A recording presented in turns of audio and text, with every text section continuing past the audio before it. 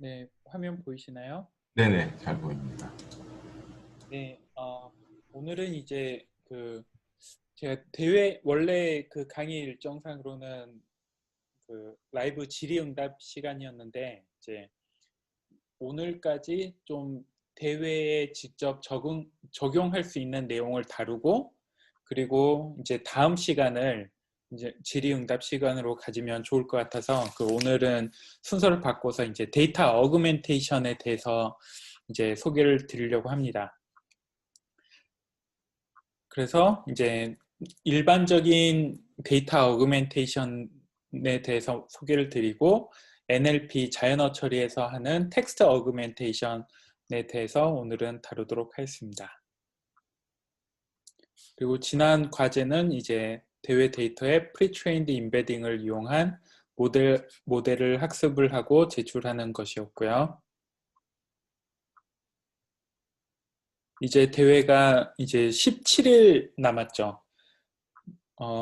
그리고 이제 팀 병합 마감일까지는 열흘 남았는데 아직 카카오톡에서 그렇게 그때 이제 팀원 모집용으로 개설한 카카오톡에 보니까 아직 그렇게 활발하게 그 대화가 일어나고 있지는 않은 것 같아요. 근데 네, 팀이 없으신 분들은 반드시 팀을 이루시는 거를 이제 추천을 드리고요. 이제 팀을 이루면 확실히 훨씬 좋은 성적을 낼 수 있습니다. 그리고 배우는 것도 더 많을 수 있으니까 아직 팀을 구하지 못하신 분들은 꼭 남은 기간 동안 남은 열흘 동안 팀원을 구해서 이제 대회에 함께 하시도록 하시기를 바랍니다.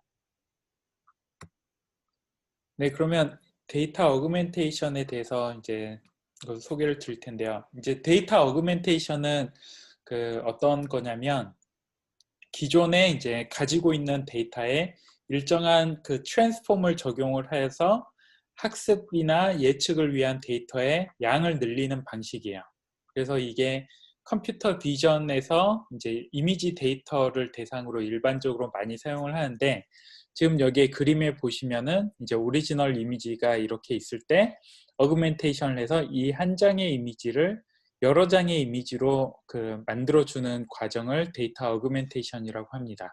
그래서 지금 여기 보시면은 호리존털 플립을 하기도 하고 좌우가 이제 바뀌기도 하고 크랍을 해서 일정 부분을 확대하기도 하고 이제 어느 정도 블러 약간 레졸루션을 낮추기도 하고 컨트라스트를 높이기도 하고 이제 뭐 채도 이런 것을 바꾸기도 하고 이제 또 감마 값도 변경을 하기도 하고 이외에도 이제 쉬프트를 하기도 하고 로테이션을 하기도 하고 노이즈를 추가하기도 하고 하는 방식도 있고요. 그리고 이제 거기에서 좀 더 복잡해지면은 이런 믹스업, 그러니까 원래 강아지와 고양이 두 가지 카테고리의 종류의 이미지가 있을 때 뭐 강아지 0.5 고양이 0.5의 이미지를 섞는 그런 믹스업이라는 어그멘테이션 방식도 있고 컷아웃이라는 어그멘테이션 방식은 이미지의 일정 부분을 이제 삭제해버리는 거죠. 그리고 컷 믹스라는 알고리즘은 이제 믹스업하고 비슷한 개념인데 강아지 이미지에서 60% 이미지를 가져오고 캣 이미지를 40% 이미지를 가져와서 이제 기존의 이미지가 이제 뭐 강아지 이미지, 고양이 이미지 여러 개 있을 때 그것들을 조합해서 이제 새로운 이미지를 만들어내는 과정이 이제 믹스업 또는 컷 믹스 이런 알고리즘이 있습니다. 그래서 컷믹스 알고리즘은 최근에 네이버 측에 있는 연구자분들이 공개를 하시고 이제 상당히 좋은 결과를 낸 그런 알고리즘이기도 하죠. 그리고 케글에서도 이미지 대회에서 자주 사용되는 기법이기도 합니다. 그래서 이제 이렇게 만약에 내가 가지고 있는 이미지가 100장이다. 그러면은 이런 다양한 이미지 어그멘테이션을 적용을 하면은 100장의 이미지가 뭐 10,000장의 이미지, 뭐 1000장의 이미지 이렇게 늘어날 수가 있겠죠. 그러면은 적은 데이터를 가지고 학습을 할 때도 데이터가 좀 부족할 때 데이터의 양을 늘려주는 그런 효과를 얻을 수가 있습니다. 그리고 이거를 이제 학습에만 사용을 하는 게 아니라 예측 때도 사용을 하는데, 이제 학습 때 사용하는 데이터 어그멘테이션을 사용하는 거는 이제 학습에 필요한 데이터의 양이 부족할 때 이제 좀 더 데이터의 양을 늘려서 모델이 학습이 잘 되게 하는 게 목적인데, 반대로 예측을 할 때도 이 데이터 어그멘테이션을 사용할 수가 있어요. 이 예측을 할 때 데이터 어그멘테이션을 어떻게 사용을 하냐면, 예를 들면은 이제 이 한 장의 이미지에 대해서 어떤 클래스를 예측을 해야 된다. 그래서 이 이미지가 뭐 앵무새라는 클래스로 이제 예측을 해야 되는데, 이 한 장의 이미지만 가지고 그 모델에 적용을 해서 예측을 하는 게 아니라, 이렇게 이미지 어그멘테이션을 통해서 나온 여러 장의 이미지를 모델에 적용을 해서 예측값을 구하고, 그 예측값들을 전부 다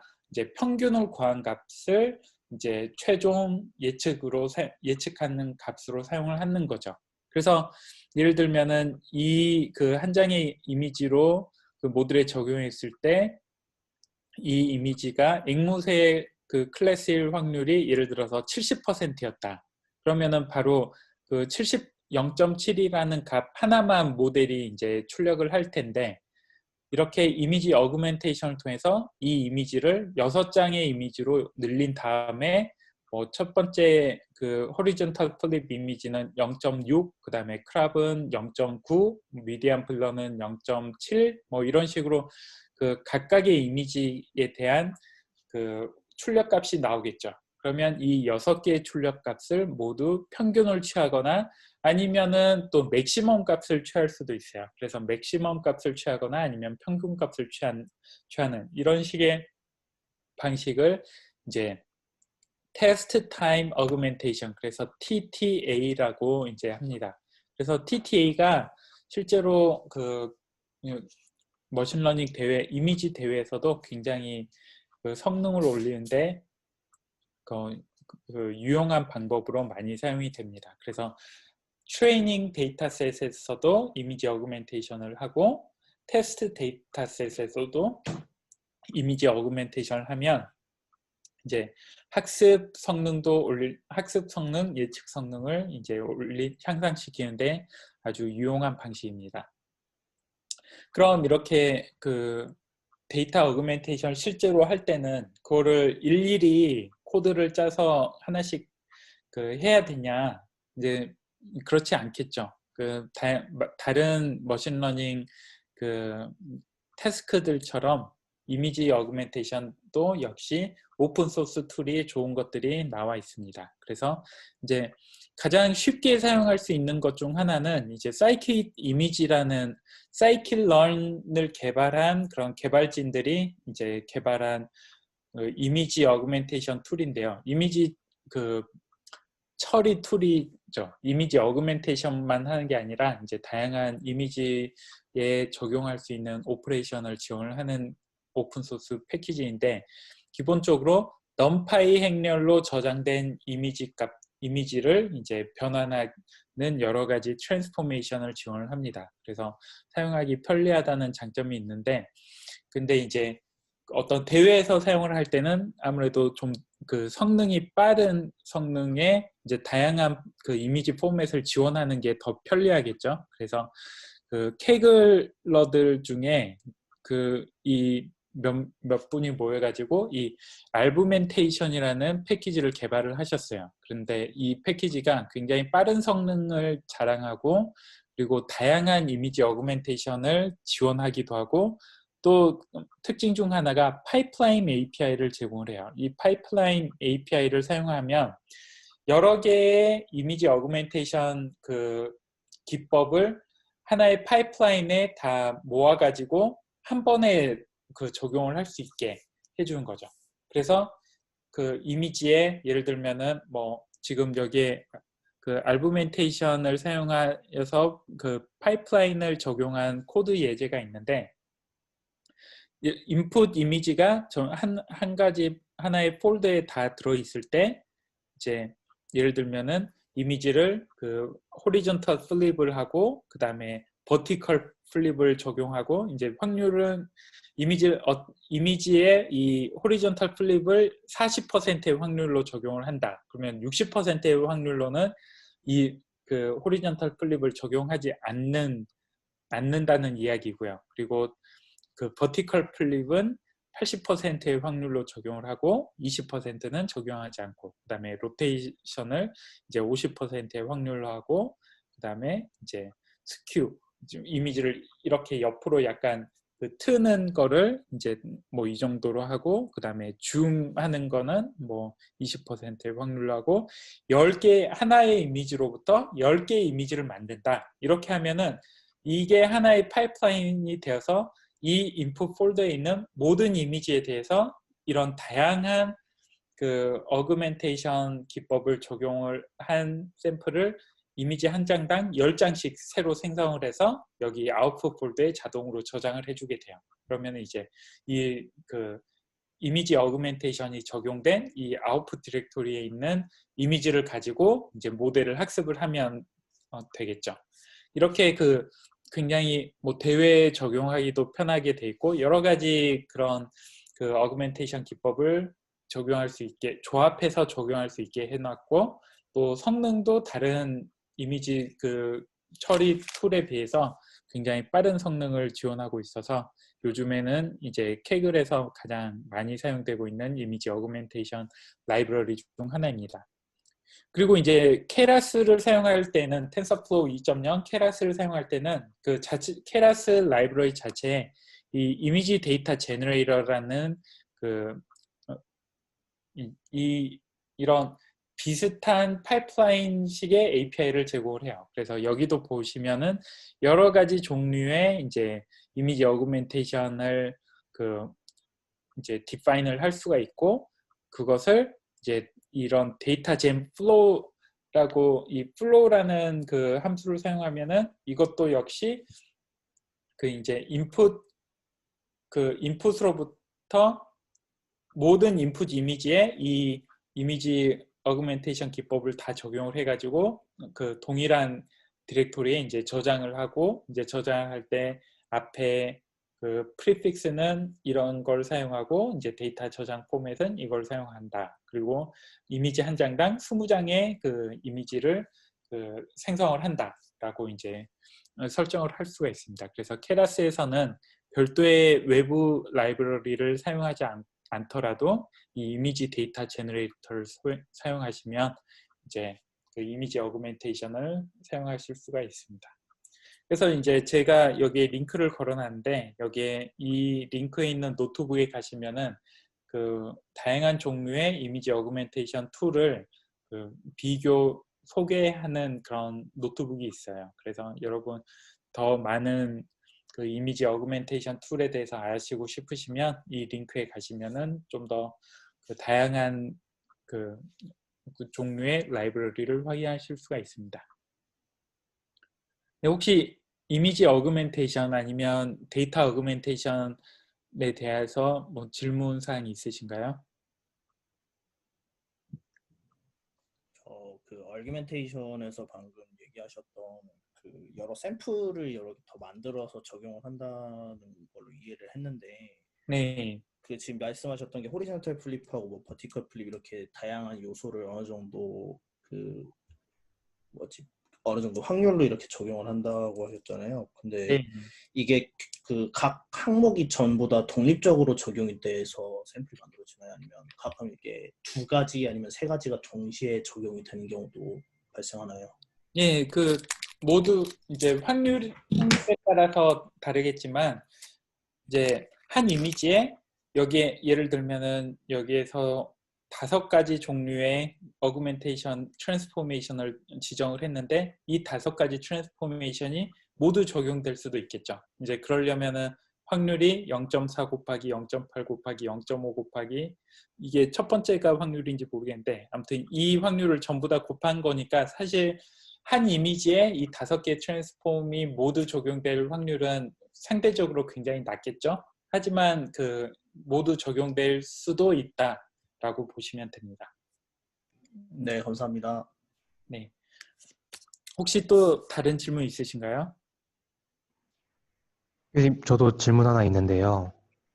네, 그러면 똑같은 코드여도 저 확률에 의해 그 어큐러시가 많이 변할 수가 있겠네요. 그렇죠. 이제 그런 거를 이제 리프로듀서블 하게 만들려면 이제 랜덤니스를 그 컨트롤할 수가 있어야 되는데 이제 그렇기 위해서는 이제 랜덤 시드 값들을 그 지정해 주는 걸로 이제 아, 컨트롤할 수가 있어요. 그런데 기본적으로는 이제 만약에 뭐 또 GPU를 사용한다 그러면 GPU는 그게 개런티가 안 되는 상황이기도 하니까 어느 정도 미세한 어떤 성능의 차이가 있을 수 있겠죠. 네, 감사합니다. 네. 또 다른 질문 있으신가요? 네, 없으시면 또 다음으로 넘어가도록 하겠습니다. 그 이미지 그 컴퓨터 비전이나 또 이미지 그 데이터 다루는 거는 그 제가 뒷부분에 이제 이번 대회 그 어느 정도 이 대회에 관련된 내용을 다 다룬 다음에는 그 다음에 이제 마지막으로 다룰 내용이 이미지 대회 아니면 이미지 데이터를 그 다루는 그런 내용을 뒷부분에 다룰 거예요. 이제 거기서는 뭐 컨볼루션 뉴럴 네트워크나 또 이미지를 다루는 프리트레인드 모델에 대해서 이제 다룰 때 또 한번 이미지 어그멘테이션에 대해서 다룰 시간이 있을 것 같습니다. 이제 최근에는 가장 많은 대회가 이제 그 약간 전통적인 머신러닝 대회가 한 20 정도 되고 그 다음에 그 NLP 대회가 한 30 정도 되고 나머지 50이 거의 이미지 대회예요. 그래서 이번 그 수업에서 그 선택한 두 번의 대회는 하나는 전통적인 머신러닝 대회, 하나는 NLP 대회인데 이제 여러분들이 케글이나 데이콘에 보시면은 이미지 대회를 접할 그 기회가 굉장히 많기 때문에 이제 이번 학기 뒷부분에서는 이미지를 다루는 부분에 대해서 좀 더 다루도록 하고 그때 이런 이미지 어그멘테이션에 대해서도 다시 다뤄보도록 하겠습니다. 네, 그러면 이제 이번 대회에 저희가 사용하면 좋을 그거가 바로 이 텍스트 어그멘테이션인데요. 이제 데이터 어그멘테이션의 개념을 NLP 데이터에 적용을 한 게 되겠죠. 그래서 이제 텍스트 어그멘테이션은 그 이제 몇 가지 종류가 있는데 하나는 백 트랜슬레이션이라고 이거는 저희가 주어진 데이터 영문인데 그러면 영어를 다른 언어로 번역을 했다가 그 언어를 다시 영어로 거꾸로 번역을 하면 새로운 문장이 나오게 되겠죠. 이제 뭐 거의 비슷하겠지만 약간 다른 문장이 나올 수 있겠죠.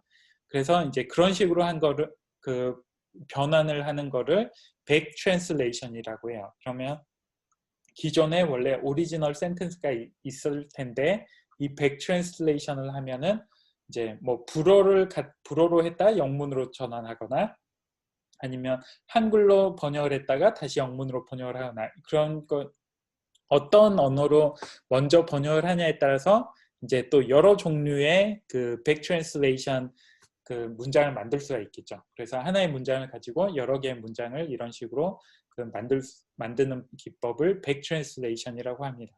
그래서 이거는 사실 그 실무에서도 그 사용이 되는데 이럴 때 실무에서 사용을 할 때는 뭐 구글 API나 이제 뭐 빙 API 이런 번역 서비스를 제공하는 API를 사용하거나 아니면은 그 머신 트랜슬레이션으로 프리트레인된 그 알고리즘을 가지고 와서 예를 들면 벌트 같은 경우에도 이제 그 멀티링구얼 프리트레인드 모델을 제공을 해요. 그러면 그 지난 시간에 다뤘던 그 벌트라는 그 트랜스포머 기반한 이제 모델 NLP 모델도 멀티링구얼 그 머신 트랜슬레이션 프리트레인드 모델을 제공을 하거든요. 그러면 그거를 다운로드 받아서 영문을 다른 언어로 번역을 했다가 다시 거꾸로 영문으로 번역을 할 수가 있겠죠.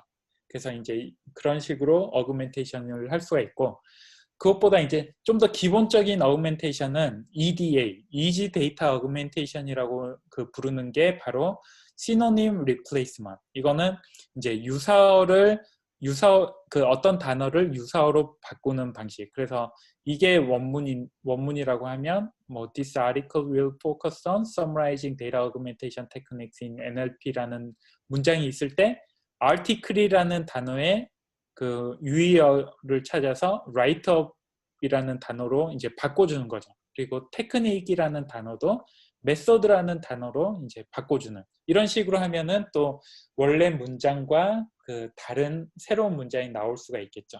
그래서 이렇게 새로운 문장을 만들어내는 방식이 synonym replacement고, 그 다음에 random insertion은 이제 이런 synonym을 아무데나 그냥 그 랜덤하게 insert 하는 거예요. 그래서 이제 이 경우에는 그 article의 synonym인 write-up을 지금 여기에 그 insert를 했죠.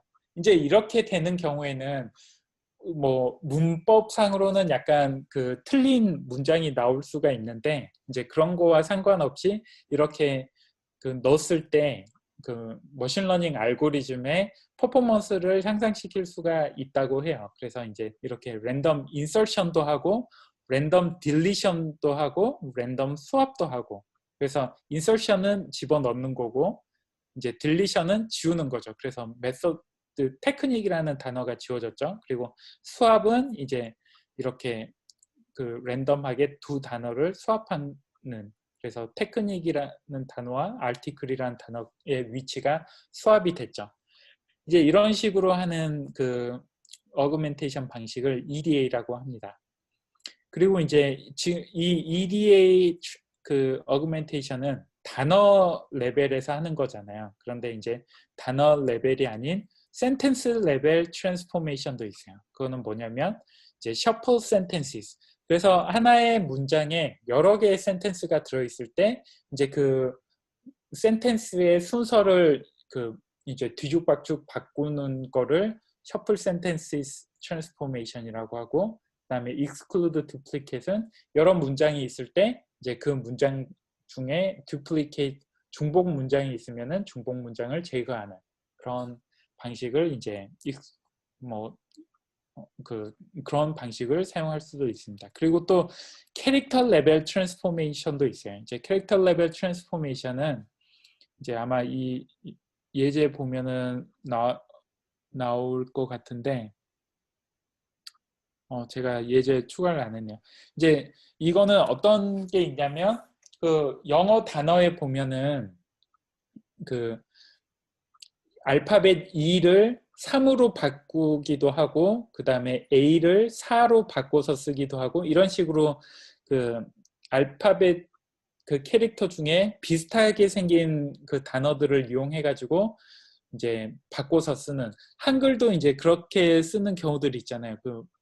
그 팔도면을 뭐라고 하더라? 그 땜땜 뭐라고 하던데 그 이제 팔도면 이렇게 써진 거를 이제 약간 비슷하지만 다른 그 글자로 바꿀 수가 있잖아요. 이제 그런 것처럼 영어에서도 이제 그렇게 많이 사용하는데, 이제 그게 주로 스팸에서 스팸 이메일을 보낼 때 스팸 필터를 피하기 위해서 많이 사용을 하는 기법이에요. 이제 그런 것들을 디텍트하는 모델을 잡으려면은 이제 캐릭터 레벨 트랜스포메이션을 해서 그런 비슷하게 유사하게 생긴 캐릭터를 이제 변환해서 이제 그 스팸 필터링 알고리즘에 적용을 하는 그런 식의 텍스트 어그멘테이션을 할 수가 있습니다.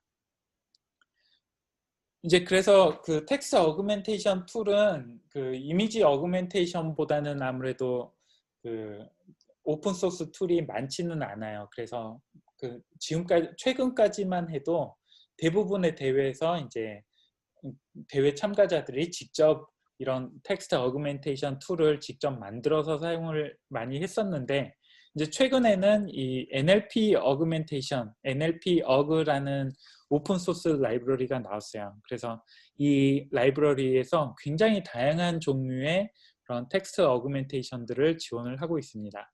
그래서 예를 들면은 지금 그 유의어를 그 변경해주는 그 시너님 어그멘터를 사용하시면, 이건 그 어느 나라 언어 스페니쉬구나. 스페니쉬를 이제 월드넷이라는 그 프리트레인드 모델을 이용해 가지고 그 각각의 단어의 이제 시나님 유의어로 이제 어그멘테이션을 해주는 거죠.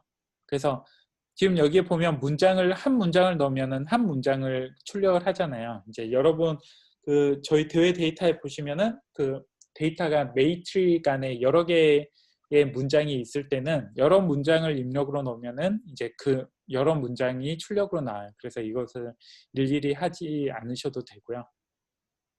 그리고 또 이제 월드 임베딩을 이용해서 어그멘테이션을 하는 것도 지원을 해요. 이거는 어떤 거냐면 월2백이면은 그 월2백 임베딩 프리트레인드 임베딩이 있을 때 어떤 단어가 그 임베딩 스페이스에서 비슷한 단어를 찾아가지고 그 비슷한 단어로 치환을 해주는 거죠. 어떻게 보면 이 시너님 어그멘트랑 비슷한데 이 시너님을 찾는 방식이 이 임베딩 스페이스에서 비슷한 단어를 찾아서 이제 치환을 해주는 그런 게 바로 월드 임베딩 어그멘터고요. 그리고 이 월드 임베딩을 사용할 때는 이제 그 프리트레인드 임베딩을 월2백, 글로브 아니면 패스트 텍스트로 이제 세 개 중에 하나로 정해서 지정을 해서 사용할 수가 있어요. 그리고 또 어떤 것도 지원을 하냐면 이제 지난 시간에 다뤘던 그 벌트 같은 프리트레인드 모델을 사용해서 컨텍슈얼 월드 임베딩을 사용해서 이제 어그멘테이션을 할 수가 있어요. 이 NLP에서 컨텍슈얼이라고 하면 무슨 말이냐면 이제 보통 그 기존 월드 임베딩의 어떤 단점 아니면 한계점은 뭐였냐면 그 예를 들면 킹이라는 단어 킹은 너무 일반적이고 좋은 예로 들게 뭐가 있을까요? 그 한 단어가 여러 가지 의미를 띌 수 있는 단어가 있잖아요. 예를 들면은 뭐 어떤 단어 갑자기 생각하니까 생각이 잘 안 나는데 아무튼 그런 단어가 있을 때 기존의 월드 임베딩은 어떤 단어를 입력으로 넣으면 출력으로 나오는 그 임베딩 벡터가 고정이 돼 있어요. 그래서 그 단어가 첫 번째 의미를 가지고 있을 때도 그 나오는 임베딩 벡터가 그 똑같고 그 다음에 이 단어가 다른 의미로 사용되는 상황에서도 나오는 임베딩 벡터가 동일해요. 그러니까 이 컨텍스트를 구분을 하지를 못한다는 거죠. 예를 들고 싶은데 적절한 예가 생각이 안 나네요. 근데 이제 이 컨텍슈얼 월드 임베딩은 뭐냐면 입력을 받을 때 단어만 입력을 받는 게 아니라 문장 전체를 입력을 받아요. 그래서 그 문장 안에서 각각의 단어가 그 문맥 안에서 그 나타내는 임베딩을 출력값으로 이제 그 출력을 하는 거죠. 그래서 동일한 단어들에도 어떤 문장, 어떤 컨텍스트에 있느냐에 따라서 이제 출력이 되는 임베딩이 바뀔 수가 있어요. 그래서 그 대표적인 컨텍슈얼 그 임베딩 그 알고리즘이 엘모라는 그 임베딩 알고리즘 프리트레인드 임베딩이 있었는데 이제 그 엘모를 기점으로 해서 요즘 나오는 그런 트랜스포머에 기반한 프리트레인드 모델들은 전부 다 컨텍슈얼이라고 보시면 돼요. 그래서 이제 벌트나 로베르타, GPT-2 이런 게 전부 다 컨텍슈얼 월드 임베딩을 이제 생성을 할 수가 있어요.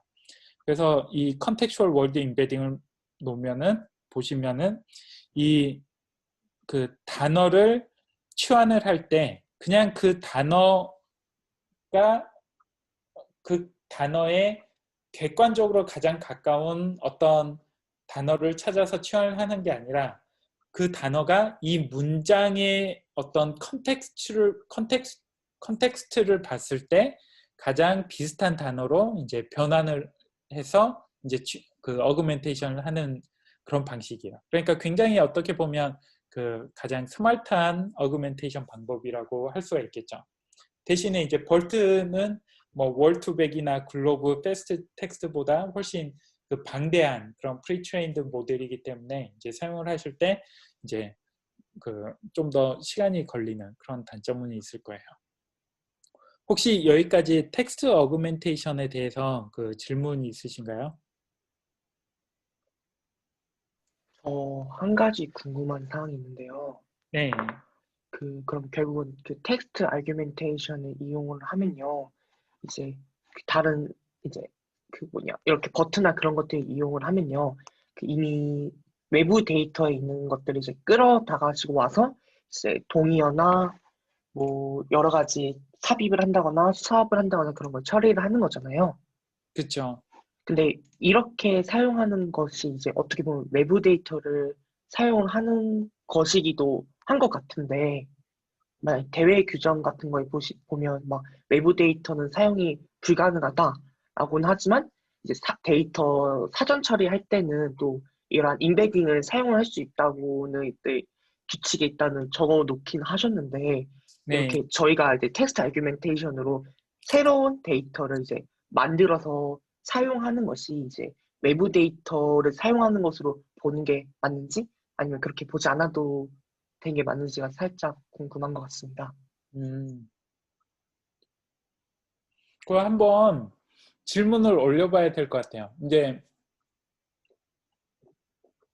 보통 이미지 어그멘테이션, 이제 말씀드린 것처럼 데이터 어그멘테이션은 이미지 대회에서 가장 일반적으로 사용을 하는데, 이미지 어그멘테이션 같은 경우는 새로운 거를 뭐 추가하는 경우는 없잖아요. 이제 그 기존에 가지고 있는 데이터를 가지고 뭐 지지고 볶고 해가지고 데이터 양을 늘리는 건데, 이 텍스트 어그멘테이션 같은 경우에는 말씀하신 것처럼 프리트레인드 모델을 사용을 하게 되면 어떤 시너님 유의어나 아니면 유의어를 이제 고를 때 그 유의어의 데이터베이스 자체가 이미 그 기존에 그 학습을 한 데이터에 포함됐던 데이터 그 단어 중에 유의어가 골라지는 거니까, 말씀하시는 것처럼 어떻게 그 기준을 어디에 두냐에 따라서 외부 데이터라고 할 수도 있을 것 같네요. 근데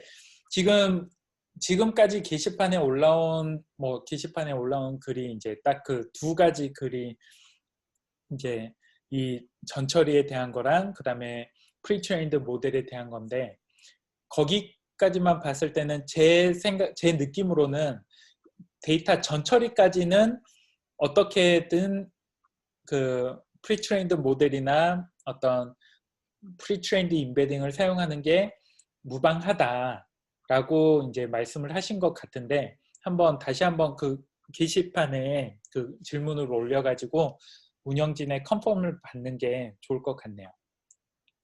네, 네, 네. 답변 감사합니다. 그러면 일반적으로 이렇게 텍스트 어규멘테이션 같은 경우에는 외부 데이터를 이제 이용해서 새로운 데이터를 만든다는 개념을 혹시 이해하면 될까요? 이렇게 어, 프리트렌드 모델을 사용을 했을 때는요. 예,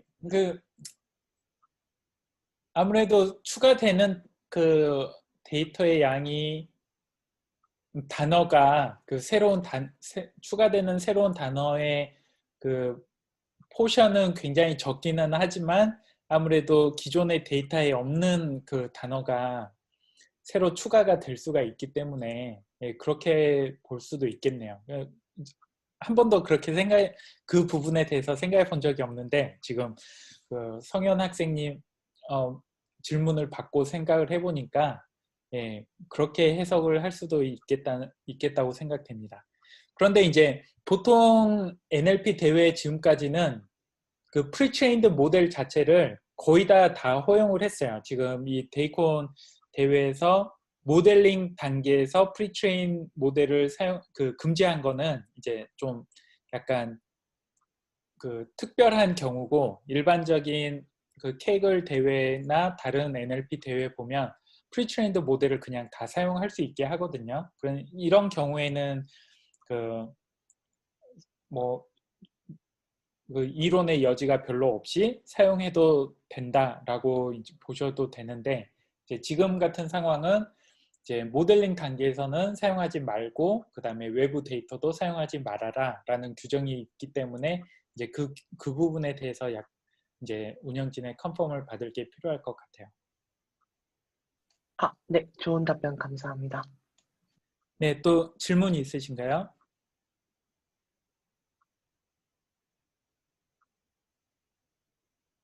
네, 없으시면 이제 그 제가 준비한 슬라이드는 여기까지인데 이제 대회 기간이 2주 남짓 남았잖아요. 이제 지금 그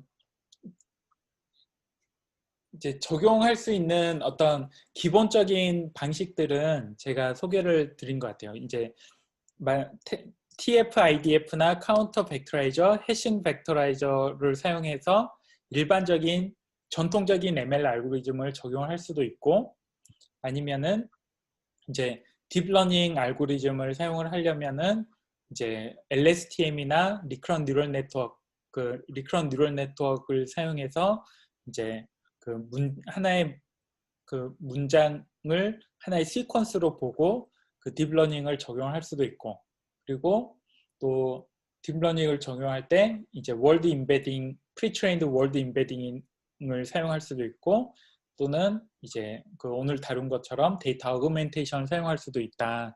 이 정도 소개를 드렸고요. 그리고 제가 오늘 노트북을 하나 GitHub에 업로드했는데, 그거는 뭐냐면 그 멀티 헤드 그 어텐션 모델이라고 케라스 이제 공식 홈페이지에 보면은 예제 코드 중에 하나예요. 그 어텐션 그 알고리즘이 이제 최근에 NLP 모델에 사용되는 아주 중요한 기법 중 하나라고 했잖아요. 그래서 그 리커런트 뉴럴 네트워크를 대체하는 어떤 그 방식으로 그 이제 사용이 되고 있는데, 그래서 그 멀티 헤드 어텐션을 사용한 코드를 제가 노트북에 공개를 했어요. 근데 그게 저희가 가지고 있는 데이터만 가지고 학습을 제가 해보니까 성능이 LSTM하고 비교했을 때 그렇게 뭐 성능이 향상되는 것 같지는 않거든요. 근데 이제 지금까지 제가 공개해드린 코드랑 그 다음에 오늘 배운 그 어그멘테이션, 이 정도를 가지면은,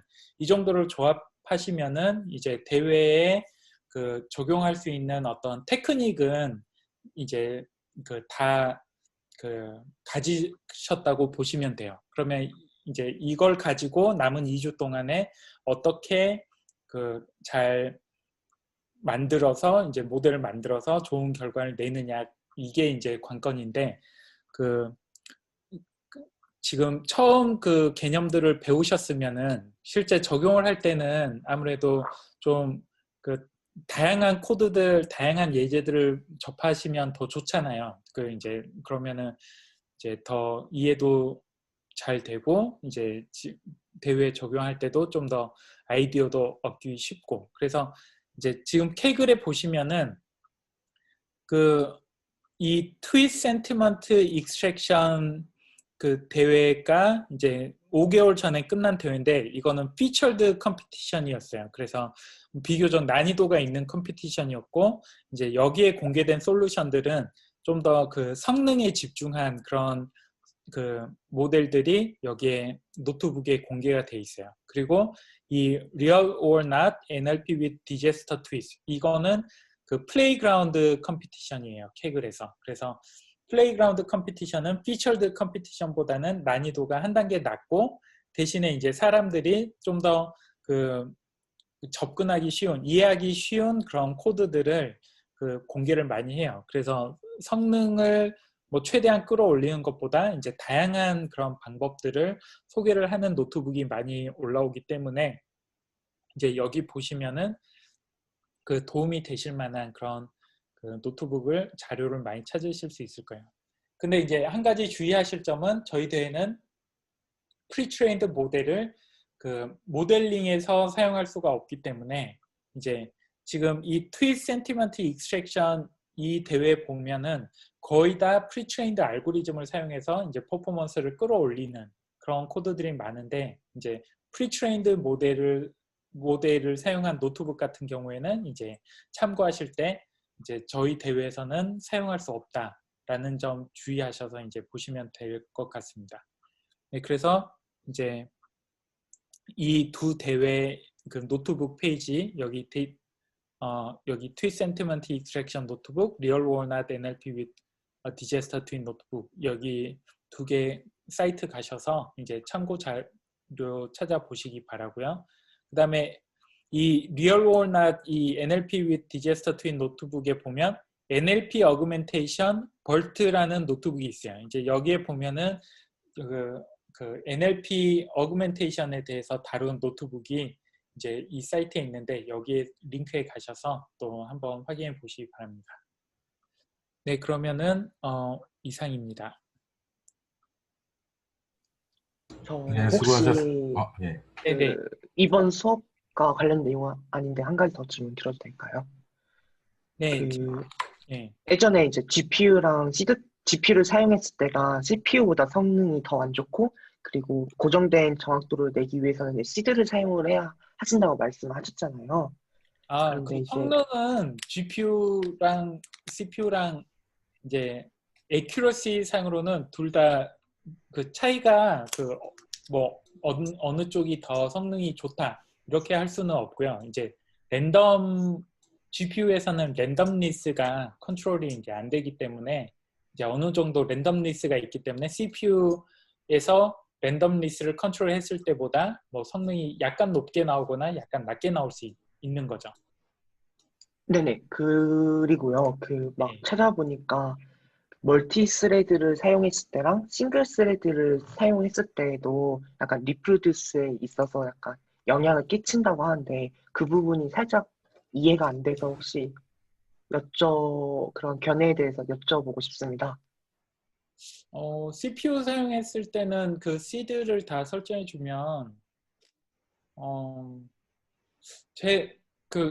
잘 모르겠어요. 제 경험으로는 그게 별로 문제가 됐던 적이 없었던 것 같은데 아마 뭐 차이가 있어도 GPU, CPU 이렇게 이런 차이보다 그 차이가 훨씬 덜할 거예요. 그래서 뭐 어느 정도 어떤 유효 범위 안에 드는 그 정도 차이이지 않을까 싶은데 이제 그 부분은 저도 한번 확인을 해보도록 할게요. 근데 제 경험상에 저는 항상 멀티트레드 버전을 사용하는데 문제가 됐던 적은 한 번도 없었던 것 같아요. 네. 답변 감사합니다. 네. 네, 그리고 혹시 저도 이제, 네, 보통 그 딥러닝을 사용할 때 그 이미지 데이터나 아니면은 MLP 그 데이터를 사용할 때는 GPU를 사용하면은 CPU를 사용할 때보다 그 성능 차이가 확연하게 많이 나거든요. 한 10배, 20배 그렇게 빠르게 나는데 리크런 뉴럴넷 같은 경우에는 이제 GPU를 사용하나 CPU를 사용하나 차이가 별로 없을 수도 있어요. 이거는 이제 리크런 뉴럴 네트워크가 구현된 그런 방식 때문에 그럴 수도 있고 이제 케라스 아니면 텐서플로우 2.0이 리크런 뉴럴 네트워크를 어떻게 구현하느냐 이런 거에 따를 수도 있는데 리크런 뉴럴 네트워크를 사용할 때는 GPU를 사용했을 때 성능 차이가 그렇게 크지 않을 수도 있다. 이거 하나 참고하시면 될 것 같습니다. 네, 질문 시간. 답변 감사합니다. 그 질문 듣다가 저도 갑자기 궁금한 점이 생겨서 질문 드리는데요. 네, 제가 NLP나 이미지 관련 데이터 분석 공부를 할 때 무조건 GPU가 빠르길래 GPU를 사용했는데 네. 지금 교수님께서 말씀하셨던 게 GPU를 사용할 때 어떤 부분을 지금 컨트롤 해줘야 CPU 때보다 성능이 떨어지지 않는지 여쭤보고 싶습니다. 뭐가 잘 다른지도 잘 모르겠고, 네네. 이제 GPU를 사용할 때 문제가 될 수 있는 게 뭐냐면 CPU에서 GPU로 이제 데이터를 주고받을 때 거기에서 이제 병목 현상이 일어나는 경우가 있어요. 근데 이제 보통 CNN을 사용하거나 또 일반적인 MLP를 사용할 때는 이제 그런 경우를 거의 못 느끼는데 그리고 일반적으로 보통 한 10배, 20배 이런 그 성능 향상을 체감할 수 있거든요. 근데 지금 저희가 하는 것처럼 RNN을 사용한다. 이러면은 이제 아마 그 케라스, LSTM, GPU 퍼포먼스 이런 거 찾아보시면은 GPU를 썼는데 CPU보다 느리다 이런 그 게시물들을 상당히 많이 찾아보실 수 있을 거예요. 이게 뭐 그런 병목 현상 때문도 그렇고 또 LSTM은 약간 일반적인 CNN이나 MLP보다 구조가 복잡하기 때문에 GPU로 그 성능을 옵티마이즈 하는 게 상대적으로 더 복잡해요. 그래서 그 LSTM에서 딱 기본적인 설정만 어떤 GPU 액셀러레이션이 가능하고 그 기본적인 설정에서 약간만 벗어나도 이제 성능이 오히려 떨어져 버리는 그런 현상이 있어요. 근데 성능이 떨어진다고 해서 CPU보다 성능이 떨어지냐? 그 정도는 아니고 CPU를 사용했을 때랑은 비슷한 정도. 그러니까 성능 향상이 그렇게 나지 않을 수 있다. 예, 이 점만 참고하시면 될 것 같아요. 그 벌트는 기본적으로 원래는 그래도 이제 LSTM 아키텍처가 아니기 때문에 그 이제 성능 향상이 분명히 있어야 되는데 벌트 모델 자체가 워낙 크기 때문에 이제 CPU를 사용했을 때 사용하면은 시스템 메모리를 다 사용할 수 있잖아요. 그래서 뭐 시스템 메모리가 32기가, 128기가 이렇게 많이 있으면 그걸 다 사용할 수 있는데 벌트 같은 큰 모델을 사용할 때 뭐 GPU를 사용한다. 그러면 GPU는 보통 GPU 램이 굉장히 작잖아요. 그래서 뭐 그 커머더티 일반인이 사용하는 GPU 램은 많아야 한 뭐 6기가, 8기가 이제 그 요즘 나온 가장 좋은 거 뭐 사더라도 뭐 16기가 아니면은 아주 그 좋은 거면 24기가 이게 맥스인데 그러면 벌트라는 그 300만 개의 변수가 있는 웨이시 있는 모델을 학습을 하려고 하면은 이게 아웃 오브 메모리 에러가 나서 이제 아예 트레인이 안 되는 상황이 올 수도 있고 그래서 이제 그 뭐 모델 크기 때문에 트레인이 아예 안 되거나 모델 크기 때문에 배치 사이즈를 줄여야 되면 배치 사이즈를 줄이면 또 이제 모델이 전체적으로 느려지기도 하고 이제 그런 애로사항이 있습니다. 그래서 GPU를 사용한다고 해서 무조건 그 빠르지는 않다. 예, 그 점을 제가 말씀드리고 싶었어요. 좋은 답변 정말 감사합니다. 네. 혹시 또 저도 다른 네. 질문 하나 드리고 싶은 게 그 제가 저번 시간에 이제 교수님한테 그 제가 만든 수치형 변수를 훈련 데이터에 합치는 걸 이제 물어봐서 교수님께서 이제 그 H스택 그걸 사용하라고 알려주셨어요. 네네. 그래서 제가 적용해 봤는데 그 성능이 별로 안 나와서 생각을 해보니까 텍스트 데이터에 그냥 제가 수치형 변수를 합치면 그냥 그 벡터의 차원이 하나 그러니까 그 차원이 증가하는 걸로 같은 결과가 나오는 것 같아서 만약에 제가 그 독립 변수가 텍스트도 써야 되고 수치형 변수도 써야 되는 경우면은 훈련 데이터를 만들 때 이렇게 훈련시키는 모델이 좀 독립적으로 생각할 수 있게끔 하고 싶은데 왜냐면 H스택으로 합치고 나면은 만약에 그 TF-IDF 벡터라이저로 만약에 처음 결과가 4만 바이 500이 나왔다고 하고 제가 그 수치형 변수를 예를 들어 2개를 추가를 한다. 그러면 4만 바이 502가 되잖아요. 근데 이거는 그냥 처음 텍스트 조금 더 긴 텍스트를 벡터화 시켰을 때 결과가 될 수도 있다고 생각을 할 것 같아서 뭔가 제가 피처 엔지니어링한 수치 데이터랑 텍스트에 벡터라이저 된 그 결과랑 좀 이렇게 분리를 시켜서 트레인 데이터를 만들고 싶은데 네, 그게 좀 궁금합니다. 말씀하신 것처럼 그 TF-IDF를 사용한 거에 그 뉴메리컬 피처를 붙이면은 차원이 아무래도 차이가 많이 나서 말씀하신 것처럼 그렇게 효율적이진 않을 것 같아요. 대신에 임베딩 벡터에 붙이면은 임베딩 벡터는 뭐 사이즈가 한 32바이트 아니면 32개 이렇게 되면은 거기에 32개의 임베딩 벡터 출력물에 뭐 5개의 뉴메리컬 피처를 붙인다. 그러면은 그거는 훨씬 더 그 모델 학습을 할 때 더 그 유의미한 그런 변화를 줄 수가 있겠죠. 그 임베딩이란 게 저희가 저번 시간에 배운 월드2 100이나 패스트 텍스트 이런 거 말씀하시는 건가요? 그 프리트레인드 임베딩을 사용해도 되고 저희가 아마 13강에서 13강 LSTM을 이제 처음 학습을 할 때 임베딩 레이어를 추가를 하고 그 위에 LSTM 레이어를 올렸잖아요. 이렇게 되면 프리트레인드 임베딩을 사용하는 게 아니라 기존에 있는 학습 데이터를 가지고 인베딩 벡터를 이제 자체 학습을 하는 거예요.